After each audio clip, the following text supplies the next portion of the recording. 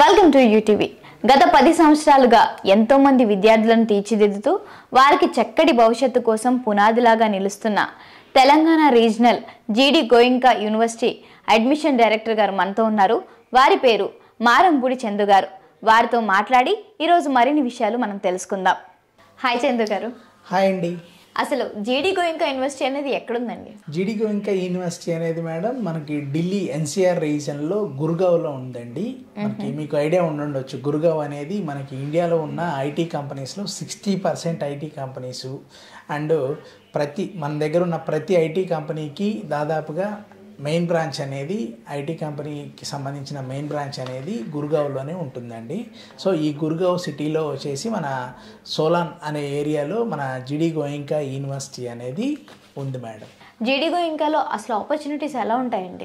జీడి గోయింకాలో opportunities madam చాలా బాగుంటాయి మేడం. వీళ్ళ ఇంటెక్ వచ్చి కూడా చాలా లిమిటెడ్ ఇంటెక్ అండి. ఇప్పుడు చాలా యూనివర్సిటీస్ ఏం చేస్తాయంటే కొన్ని వేలల్లో స్ట్రెంగ్త్ అనేది తీసుకుంటూ ఉంటాయండి. ఇప్పుడు కొన్ని యూనివర్సిటీస్ ఉంటాయి నార్త్లో కానీ సౌత్లో కానీ, వాళ్ళ కాన్సెప్ట్ ఎలా ఉంటుందంటే ఒక 10,000 మందిని తీసుకున్నామా, 20,000 మందిని తీసుకున్నామా, 17,000 మందిని తీసుకున్నామా, ఇలా స్టూడెంట్స్ని ఎక్కువ మందిని తీసుకొని సో ఫీజెస్ మనం వాళ్ళ దగ్గర కలెక్ట్ చేయడమే వ్యయంగా పెట్టుకొని మార్కెటింగ్ అనేది చేస్తూ ఉంటాయండి. అయితే మనకి జీడి గోయింకా యూనివర్సిటీలో వచ్చేసి టోటల్గా ఇంటెక్ అనేది ఫస్ట్ ఇయర్లో 580 మంది పిల్లలు మాత్రమే ఉంటారండి. సో వీళ్ళ ఎడ్యుకేషన్ ప్యాటర్న్ వచ్చేసి టోటల్గా ప్రాక్టికల్ ఎడ్యుకేషన్ అనేది ఉంటుంది. సో డెఫినెట్గా స్టూడెంట్కి ప్లేస్మెంట్ ఇవ్వడానికి ఆస్కారం అనేది ఉంది మేడం. జీడి గోయింకా యూనివర్సిటీలో సిఎస్సి వాళ్ళకి ఎలాంటి ప్రోగ్రామ్స్ ఉంటాయండి? ఇక్కడ మన జీడి గోయింకా యూనివర్సిటీలో చూసుకుంటే మేడం సిఎస్సిలో వచ్చేసి CSC artificial intelligence and machine learning, data science, cyber security, IoT, blockchain, ఇలా మొబైల్ అప్లికేషన్స్, ఇలా రకరకాల ప్రోగ్రామ్స్ అనేవి ఉన్నాయి మేడం. చాలా యూనివర్సిటీస్లో ఏంటంటే స్పెషలైజేషన్ ప్రోగ్రామ్స్ ఉంటాయి కానీ మేడం వాళ్ళకి దానికి సంబంధించిన ల్యాబొరేటరీస్ కానీ ట్రైనింగ్ సెంటర్స్ కానీ ఇలా ఏమీ అనేవి ఉండవండి. కొన్ని యూనివర్సిటీస్లో ఎలా ఉంటుందంటే ఎడ్యుకేషన్ ఏదో పిల్లలు వచ్చారా, క్లాస్ చెప్పామా, దాని తర్వాత పిల్లలు ఎగ్జామ్కి ప్రిపేర్ అయ్యారా, ఇంటికి వెళ్ళిపోయారా, ఎగ్జామ్ రాశారా అన్న కాన్సెప్ట్లోనే ఉంటుంది. కానీ జీడి గోయింకాలో వాళ్ళ ఎడ్యుకేషన్ ప్యాటర్న్ అనేది టోటల్గా డిఫరెంట్ ఎడ్యుకేషన్ ప్యాటర్న్ అండి. ఇప్పుడు కొన్ని కాలేజ్ చెప్తే మా దగ్గర ఎడ్యుకేషన్ అనేది 60% ప్రాక్టికల్ ఎడ్యుకేషన్ అనేది ఉంటుందని, కానీ ఆ స్టూడెంట్ ప్రాక్టికల్స్ చేయకపోయినా సరే, వాడు అసలు అటెండ్ అవ్వకపోయినా సరే మార్క్స్ అనేది వేస్తూ ఉంటారండి. కానీ జీడి గోయింకాలో చూసుకుంటే మనకి ఎడ్యుకేషన్ అనేది చాలా స్ట్రిక్ట్గా ఉంటుంది. 60% ప్రాక్టికల్ మార్క్సే. ఇప్పుడు ఎగ్జాంపుల్ 100 మార్క్స్కి ఎగ్జామ్ కండక్ట్ చేశారనుకోండి, అందులో 60% అనేది ఆల్రెడీ స్టూడెంట్ ప్రాక్టికల్గా చేసి సబ్మిట్ చేసి మార్క్స్ వేయించుకుంటూనే ఉంటుంది. రిమైనింగ్ 40% వాళ్ళు థియరిటికల్గా ఎగ్జామ్ అనేది రాస్తారు. 60% అనేది ముందే కంప్లీట్ అయిపోతుంది, 40% అనేది థియరిటికల్గా ఉంటుంది. అది కూడా జస్ట్ వన్ డే, ఈరోజు ఎగ్జామ్ రాశారనుకోండి రేపే రిజల్ట్ అనేది ఉంటుంది. ఇప్పుడు చాలా కాలేజెస్ నెలలు వెయిట్ చేయించి రిజల్ట్ అనేది చాలా లేట్గా అనేది ఇస్తారండి. మనకి జీడి గోయింకాలో చూసుకుంటే రిజల్ట్ కూడా ఈరోజు ఎగ్జామ్స్ అనేవి కంప్లీట్ అయిపోయినాయి అనుకోండి, రేపే సైట్లో అనేది రిజల్ట్ అనేది ఉంటుంది. దేనికి అంటే స్టూడెంట్ని మోటివేట్ చేయాలి. ఇప్పుడు చాలామంది నేను బాగా రాశాను అని చెప్పి ఒక 2-3 months అనేది ఎగ్జామ్స్ బాగా అయిపోయినాయి సో రిలాక్స్ అనేది అవుతారు. కానీ జీడీలో ఎలా ఉంటుందంటే మనకి స్టూడెంట్కి నెక్స్ట్ డేనే రిజల్ట్ అనేది రావటం జరుగుతుంది. కాబట్టి స్టూడెంట్ ఏదైనా మిస్టేక్ చేసినా, తనకి ఏదైనా మార్క్స్ తగ్గినా సో నెక్స్ట్ టైం అనేది అది రిపీట్ కాకుండా చూసుకోవడానికి స్టూడెంట్ ప్రయత్నిస్తాడు. తను ప్రిపేర్ అవ్వడానికి కూడా అవకాశం అనేది ఉంటుందండి. ఆ విషయాన్ని దృష్టిలో పెట్టుకొని యూనివర్సిటీ వాళ్ళు రిజల్ట్ అనేది నెక్స్ట్ డేనే డిస్ప్లే అనేది చేస్తారండి. సో నెక్స్ట్ తీసుకుంటే ఇప్పుడు ఆర్టిఫిషియల్ ఇంటెలిజెన్సీ ఉందండి. మైక్రోసాఫ్ట్ కంపెనీతో టైఅప్ అయి ఉంటారు. నెక్స్ట్ వచ్చేసి ఐబిఎం కంపెనీ ఉంది. డేటా సైన్స్, సైబర్ సెక్యూరిటీ ఇవన్నీ ఐబిఎం కంపెనీతో కొలాబరేట్ అయి ఉంటాయి. ఇక్కడ చాలా ట్రైనడ్ ప్రొఫెషనల్స్ ఉంటారండి. చాలామంది ఏంటంటే ఇప్పుడు ఎడ్యుకేషన్ అంటే సీనియర్ ప్రొఫెసరు ఒక 60 ఏళ్ళ ఆయన్ని 70 ఏళ్ళ ఆయన ముసలోళ్ళని పెడితే చాలా ఎక్స్పీరియన్స్డ్ ప్రొఫెసర్స్, పిహెచ్డి ప్రొఫెసర్స్ అని చూపించుకుంటారు. కానీ జీడి గోయింకాలో సీనియర్ ప్రొఫెసర్స్తో పాటు టెక్నికల్గా, థియరాటికల్గా కూడా ప్రాక్టీస్ ఉన్న స్టాఫ్ అనేది ఉంటారండి. దానివల్ల ఏంటంటే స్టూడెంట్ని ట్రైన్ చేయడానికి, ఇప్పుడు ఈ స్పెషలైజేషన్స్ ఏవైతే ఉన్నాయో ఈ స్పెషలైజేషన్స్ని కోసం ట్రైన్ చేయడానికి అనేది స్టూడెంట్ని యూజ్ అవుతారు. సో వాళ్ళు పిల్లల్ని ఆ స్టూడెంట్ క్యాపబిలిటీని బట్టి స్టూడెంట్ని ట్రైన్ చేస్తారు కాబట్టి స్టూడెంట్ అనేది ఇంప్రూవ్ అవ్వడానికి తన స్కిల్స్ అనేవి పెంచుకోవడానికి ఛాన్స్ అనేది ఉందండి. సో మనకి ఇక్కడ చూసుకుంటే స్పెషలైజేషన్ ప్రోగ్రామ్స్లో స్టూడెంట్ని ట్రైన్ చేయడానికి కంపెనీ ల్యాబొరేటరీసే ఉంటాయండి. ఈ కంపెనీ ల్యాబొరేటరీస్ ఏం చేస్తాయంటే ఎవ్రీ స్టూడెంట్ని రెగ్యులర్గా ట్రైన్ చేస్తుంది. ఇప్పుడు ఎగ్జాంపుల్ ఐబిఎం కంపెనీ ఉందండి. ఐబిఎం కంపెనీ జీడీ గోయంకా యూనివర్సిటీలో జాయిన్ అయిన ప్రతి స్టూడెంట్ని ఒక ల్యాప్టాప్ అనేది ఇచ్చి ట్రైన్ చేయడం స్టార్ట్ చేస్తుందండి ఫస్ట్ మంత్ నుంచే. వాళ్ళకి ఏదైతే అవసరమో ఏ కోర్సు నెక్స్ట్ ఫ్యూచర్లో దేనికైతే ఇంపార్టెన్స్ ఉంటుందో దాని వైపే స్టూడెంట్ ట్రైన్ చేస్తూ ఉంటారు. అలాగే ఇంకొక ముఖ్య విషయం ఏంటంటే మనకి జీడీ గోయంకాలో స్టూడెంట్ సిలబస్ అనేది ఇప్పుడు లాస్ట్ ఇయర్ మీరు సెకండ్ ఇయర్ కంప్లీట్ అయింది అనుకోండి, ఫస్ట్ ఇయర్ ఉన్న స్టూడెంట్కి నెక్స్ట్ లాస్ట్ ఇయర్ చదివిన వాళ్ళ సబ్జెక్ట్స్ అనేవి ఉండవండి. ప్రతి 6 మంత్స్కి అప్డేట్ అనేది చేస్తూ ఉంటారు. ఎవ్రీ 6 మంత్స్కి సిలబస్ ఏది అవసరమో ఇంకా అప్డేటెడ్గా ఏ సిలబస్ వచ్చిందో ఆ సిలబస్నే స్టూడెంట్కి అనేది చేంజ్ అనేది చేస్తూ ఉంటారు. ఇప్పుడు పాత సిలబసే స్టూడెంట్కి పెట్టారనుకోండి, రానున్న కాలంలో ఇంకా మారుతూ ఉంటుంది కాబట్టి దానివల్ల స్టూడెంట్కి పెద్ద యూజ్ ఉండదన్న కాన్సెప్ట్తో ఎవ్రీ 6 మంత్స్కి అనేది సిలబస్ అనేది చేంజ్ చేస్తూ ఉంటారండి. సో సిలబస్ చేంజ్ చేయడం వల్ల స్టూడెంట్కి యూజ్ ఏంటి అంటే అడ్వాన్స్గా ఉంటుంది. కొంచెం కష్టంగా ఉన్నా సరే స్టూడెంట్కి ప్రాక్టికల్ ఎడ్యుకేషన్ ఇస్తున్నారు కాబట్టి డెఫినెట్గా మంచి స్కిల్స్ అనేవి డెవలప్ అవుతాయి మేడం. సో దానివల్ల ఏంటంటే ప్లేస్మెంట్కి 100% ఆస్కారం అనేది ఉందండి. ఇప్పుడు డ్యూయల్ స్పెషలైజేషన్ అని ఉంటుంది కదా సార్, అసలు ఆ డ్యూయల్ స్పెషలైజేషన్ అనేది స్టూడెంట్స్కి ఏ విధంగా ఉపయోగపడుతుంది? ఓకే, డ్యూయల్ స్పెషలైజేషన్ అనేది మేడం ఇప్పుడు మనకి సౌత్ ఇండియాలో చూసుకుంటే డ్యూయల్ స్పెషలైజేషన్స్ అనేది మనకి సౌత్ ఇండియాలో ఒకే ఒక యూనివర్సిటీలో ఉంది మేడం. మన విట్లో వచ్చేసి డ్యూయల్ స్పెషలైజేషన్ ప్రోగ్రామ్ అనేది ఉందండి. చాలా యూనివర్సిటీస్లో కానీ కాలేజెస్లో కానీ ఏంటంటే ఒక స్పెషలైజేషన్ తీసుకున్నామంటే అదే స్పెషలైజేషన్ మీద 4 years స్టూడెంట్ అనేది ట్రైన్ చేస్తారండి. కానీ మనకి జీడీ గోయంకా యూనివర్సిటీలో తీసుకుంటే ఎలా ఉంటుందంటే ఎగ్జాంపుల్ ఇప్పుడు సిఎస్సిలో artificial intelligence and machine learning తీసుకున్నాడు. సో ఇది కాకుండా దీంతోపాటు డేటా సైన్సో సైబర్ సెక్యూరిటీనో బ్లాక్ చైనో ఇలా వేరే ఇంకొకటి స్పెషలైజేషన్ అనేది యాడ్ చేసుకోవచ్చండి. అలా యాడ్ చేసుకోవడం వల్ల స్టూడెంట్కి ఏంటంటే ఇంకొక 2 సబ్జెక్ట్స్ అనేవి ఎక్స్ట్రా పెరుగుతాయి. కానీ స్టూడెంట్ ట్రైన్ అవ్వటం వల్ల రెండోది ఏంటంటే ఇప్పుడు కొంతమంది స్టూడెంట్స్ ఏంటంటే ఇలా ఆర్టిఫిషియల్ ఇంటెలిజెన్సీ బాగుందని ఎవరో చెప్పడం, లేదంటే ఇంకో డేటా సైన్స్ బాగుందని ఎవరో చెప్పడం వల్ల ఆ స్టూడెంట్ అనేది ఒక స్పెషలైజేషనే తీసుకున్నాడు అనుకోండి, ఆ కోడింగ్ తనకు అర్థం కాకపోయినా తనకి ఇబ్బంది అనిపించినా స్టూడెంట్ సఫర్ అవుతాడండి. కానీ ఇక్కడ డ్యూయల్ స్పెషలైజేషన్ ప్రోగ్రామ్ తీసుకోవడం వల్ల ఏంటంటే స్టూడెంట్కి ఇది అర్థం కాలేదు, రెండోది ఈజీగా ఉందనుకోండి, సో తను దానివైపు వెళ్ళటానికి కానీ లేదు దీనికంటే ఇంకేదైనా బెస్ట్ ప్రోగ్రామ్ అనేది వచ్చింది, మొబైల్ అప్లికేషన్స్ ఉంది, మొబైల్ అప్లికేషన్ అనేది బాగుంది, సో దాని మీద ఫ్యూచర్ ఉంది కాబట్టి దానివైపు వెళ్దాం అనుకున్న స్లైడింగ్ ప్రోగ్రాంలో మళ్ళీ స్టూడెంట్ అనేది చేంజ్ చేసుకొని వేరే స్పెషలైజేషన్కి కూడా మళ్ళీ యాడ్ చేసుకోవడానికి అవకాశం ఉందండి. సో దీనివల్ల ఏంటంటే స్టూడెంట్కి అడ్వాన్స్డ్గా ఏ ప్రోగ్రామ్ వచ్చినా సో దాన్ని మౌల్డ్ చేసుకొని స్టూడెంట్ అనేది ట్రైన్ అవడానికి అవకాశం ఉంటుందండి. జీడీ గోయంకా యూనివర్సిటీలో రీసెర్చ్ సెంటర్స్ కానీ ల్యాబ్స్ కానీ అలాంటివి ఏమైనా ఉంటాయండి?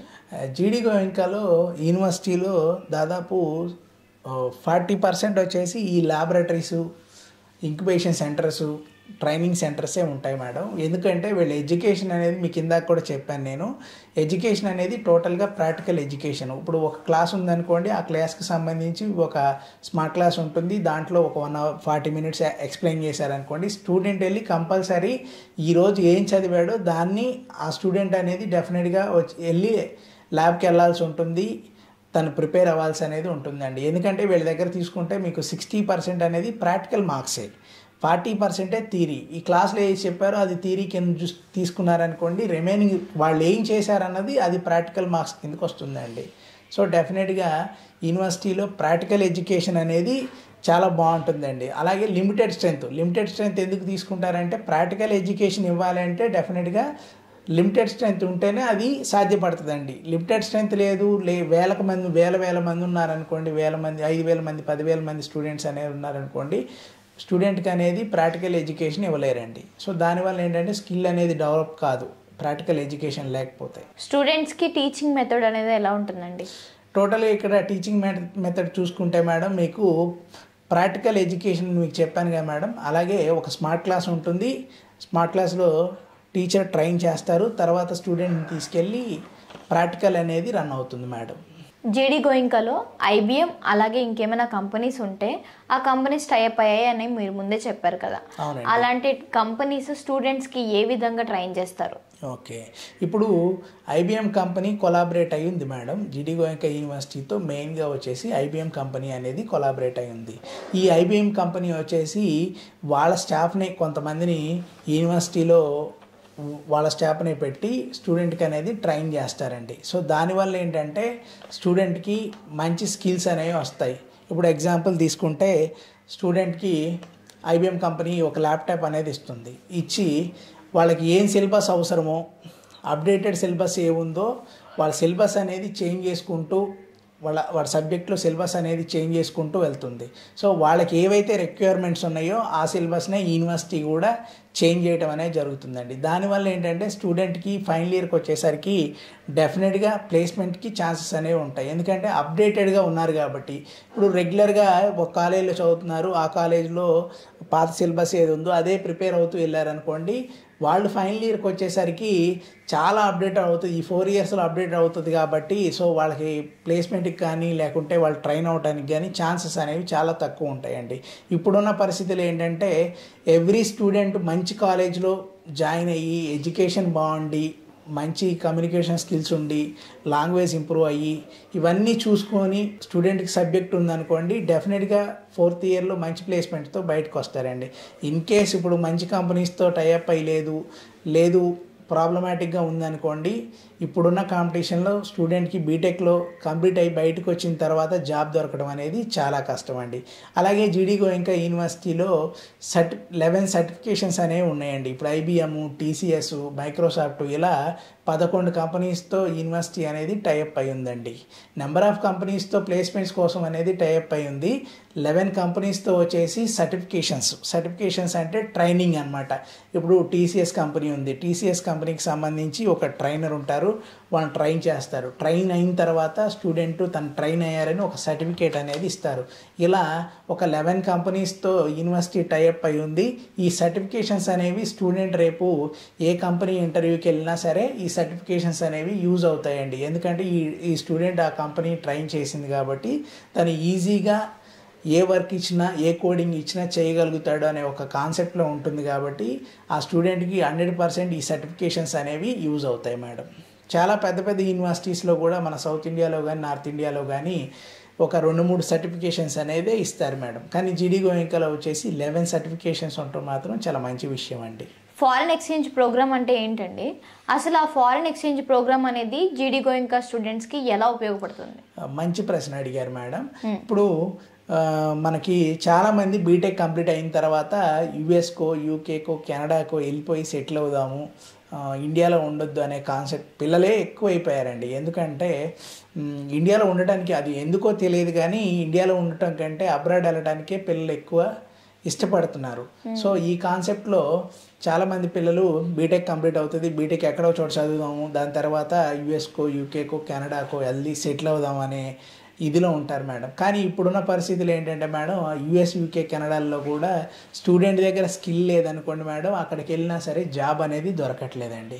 మనకి జీడీ గోయంకా యూనివర్సిటీలో దాదాపు ఈ 580 ఇంటెక్ ఉంటుందని చెప్పాను కదా మేడం. ఇందులో దాదాపు 150 నుంచి 200 నెంబర్స్, దాదాపు ఒక 20 దేశాలు, న్యూజిలాండ్, నెదర్లాండ్స్, రకరకాల కంట్రీస్ నుంచి పిల్లలు వచ్చి జాయిన్ అవుతారండి ఈ యూనివర్సిటీలో. ఎందుకు జాయిన్ అవుతారంటే మెయిన్గా వాళ్ళు ఫారెన్ ఎక్స్చేంజ్ ప్రోగ్రామ్ కోసమే జాయిన్ అవుతారండి. దీనివల్ల యూజ్ ఏంటి అంటే ఇప్పుడు బీటెక్ కంప్లీట్ అవుతుంది మేడం స్టూడెంట్కి. బీటెక్ కంప్లీట్ అయిన తర్వాత తన ఎంఎస్కి వెళ్ళాలనుకోండి, ఒక 30-40 lakhs అనేది ఫీజు ఉంటుంది. రిమైనింగ్ ఎక్స్పెండిచర్స్ అన్నీ కలుపుకుంటే ఒక 50 లక్షలు అనేది నార్మల్గా యావరేజ్ కాలేజ్కి వెళ్ళినా సరే ఎంఎస్కి అవుతుంది మేడం.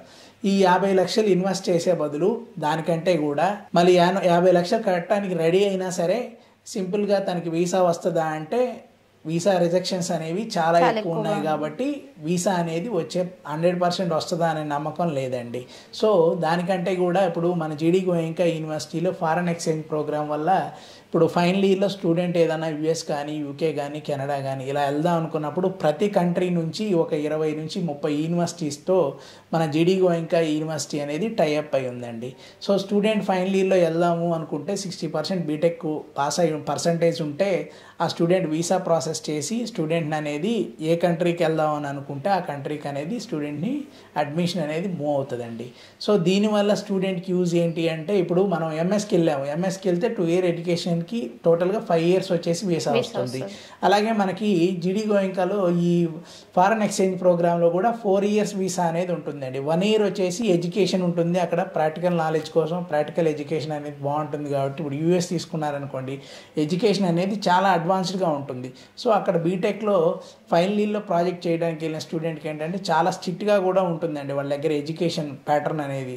ఏదో ఇప్పుడు కొన్ని కాలేజీలు ఉంటాయండి మన దగ్గర, ఆ కాలేజీలో ఎలా ఉంటుంది అంటే పేరుకి ఏదో ప్రాజెక్ట్ ఇస్తారు ఒక గ్రూప్ చేసి, ఆ గ్రూప్ ఏం చేస్తారంటే ఎవరో ఒకరితో టైఅప్ అవుతారు, ఒక 10,000 20,000 ఇచ్చి ప్రాజెక్ట్ అనేది కొనుక్కొని సబ్మిట్ చేస్తారండి.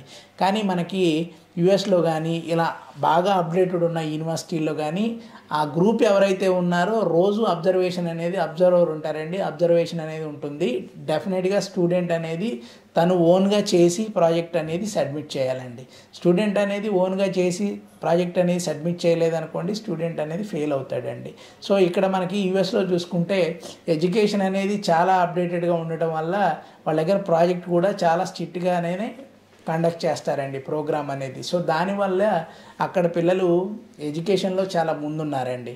సో ఇక్కడ కూడా మన పిల్లలు 4th yearలో అక్కడ ఎడ్యుకేషన్ అనేది జరగడం వల్ల తర్వాత 3 years అనేది ఆ ఇయర్లో తనకి ఏదైనా మంచి ప్లేస్మెంట్ వచ్చి సెటిల్ అయిపోయినా ఓకే, లేదు అంటే నెక్స్ట్ 3 years వీసా ఉంది కాబట్టి స్టూడెంటు అక్కడే సెటిల్ అయ్యి ఏదో కోర్స్ నేర్చుకొని జాబ్లో సెటిల్ అయిపోతే వీసా ఎక్స్టెన్షన్ అవుతుంది. కాబట్టి ఫారెన్లోనే మళ్ళీ తక్కువ ఏజ్లో అండి, మళ్ళీ ఎంఎస్ చదివి టైం వేస్ట్ చేసుకునే కంటే కూడా ఈజీగా తక్కువ టైంలోనే తను యూఎస్లో కానీ యూకేలో కానీ ఏ కంట్రీ అంటే ఆ కంట్రీలో సెటిల్ అవడానికి ఆస్కారం అనేది ఉందండి. ఇప్పుడు మీరు చెప్పినట్టుగా అది గుర్గాన్లో ఉందని చెప్పారు. అవునండి. అంత దూరం ప్రతి ఒక్క పేరెంట్స్కి పంపించాలంటే ఒక భయం ఉంటుంది. అవును మేడం. అలాగే వాళ్ళు పంపించినాక అక్కడ సేఫా కాదా అన్న డౌట్ కూడా ఉంటుంది. అక్కడ ఫుడ్ ఎలా ఉంటుంది, అలాగే హాస్టల్స్ ఎలా ఉంటుంది? ఇక్కడ ఫుడ్ కానీ హాస్టల్ కానీ చాలా లావిష్గా ఉంటాయి మేడం. ఇప్పుడు జీడీ గోయింకా యూనివర్సిటీ వచ్చేసి మేడం టోటల్గా సెంట్రల్ ఏసీ క్యాంపస్ అండి. Even any class, any labs కానీ హాస్టల్ కానీ మీకు క్యాంటీన్స్ కానీ ఎవ్రీథింగ్ అనేది సెంట్రల్ ఏసీలోనే ఉంటాయి మేడం. చాలా లావిష్గానే ఉంటుంది. అలాగే ఫుడ్ తీసుకుంటే మేడం వీళ్ళకి వరల్డ్ వైజ్గా ఒక 20 countries నుంచి పిల్లలు అనేది ఉన్నారండి. మనకి ఇక్కడ కూడా డైరెక్ట్గా వెళ్ళి జాయిన్ అయిన పిల్లలు అనేది సౌత్ ఇండియా నుంచి కూడా ఉన్నారు మేడం. సో వీళ్ళందరూ ఉండటం వల్ల ఇక్కడ ఫుడ్ ఎలా ఉంటుందంటే madam south Indian food, north Indian food ఉంటుందండి. డెఫినెట్గా ఇప్పుడు వెజిటేబుల్స్ కానీ ఫ్రూట్స్ కానీ, ఇప్పుడు ఎగ్జాంపుల్ ఫ్రూట్స్ ఉన్నాయనుకోండి, మార్నింగ్ ఒక 5 items ఫ్రూట్స్, ఆఫ్టర్నూన్ ఒక 5, నైట్ ఒక 5. సో దీనివల్ల ఏంటంటే మంచి హైజెనిక్ ఫుడ్ పెడతారు. సింపుల్గా మన భాషలో చెప్పాలంటే ఇప్పుడు ఒక రాజుగారి ఇంట్లో పెళ్లి జరిగితే భోజనాలు ఎలా ఉంటాయో ఆ రేంజ్లో అనేది మనకి జీడీ గోయింకాలో ఫుడ్ కానీ హాస్టల్ కానీ ఉంటుందండి.